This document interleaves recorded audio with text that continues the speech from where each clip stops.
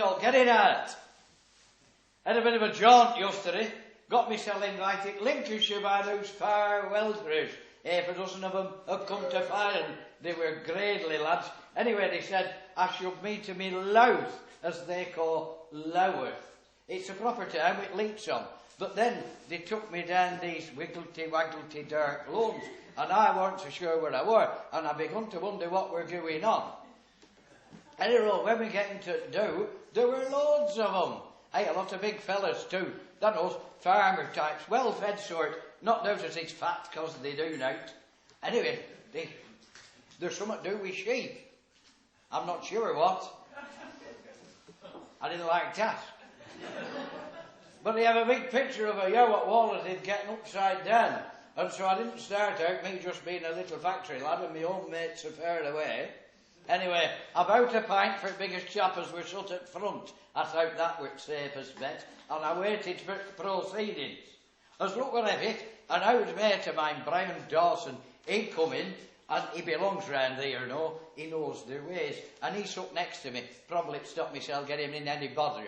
I felt a bit better then. Anyhow, then big fella at front, he gets up out of his chair, and he taps on his glass with his pen, and they all shut up and look at him. And when they see how much he's been drinking, they all sit quiet. Anyway, then all guns starts, and folk get up at front, and they start giving out poetry and stories and like, and they were very good, but they get some of the words wrong, because I'd not heard them before. And I reckon that this big fella in front, he knew that they get the, and he says to them, he made some of them get up and say wrongest word as they could think on. And then all priest had to muddle out what he should have been.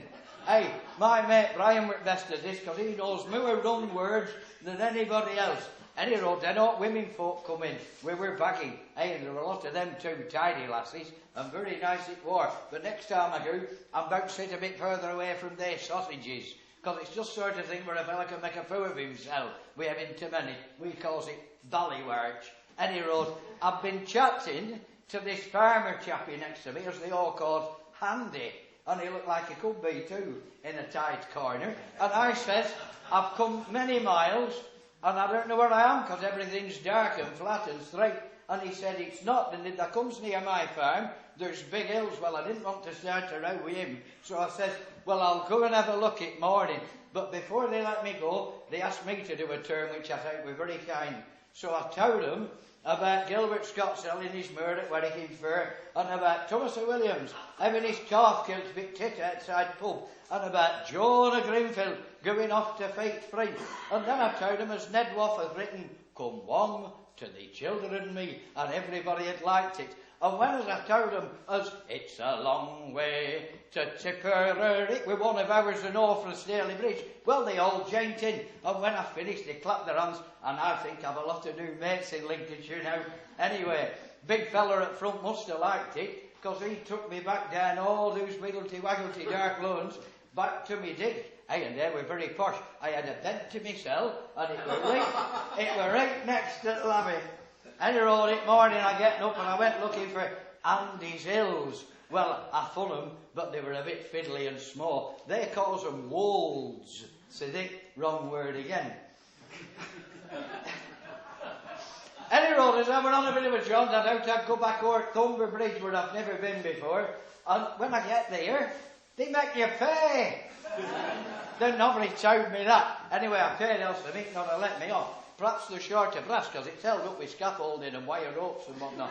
But they have a little cafe, and I thought, I'll get me dinner here. By gum, they know how to charge and all. 30 bob for a cup of tea. And then I realised there should have been a great big sign that says, caution, thou art perilous close to Yorkshire.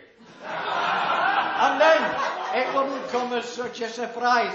Anyhow, I getting going with my head down, and I were home in time for tea. So I've just been out to buy some of those Lincolnshire pork sausages, and I'm bound to eat them and think about all my new mates.